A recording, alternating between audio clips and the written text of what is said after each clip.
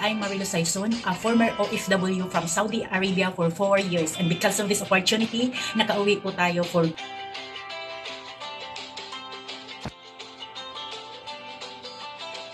good at now doing this business full-time.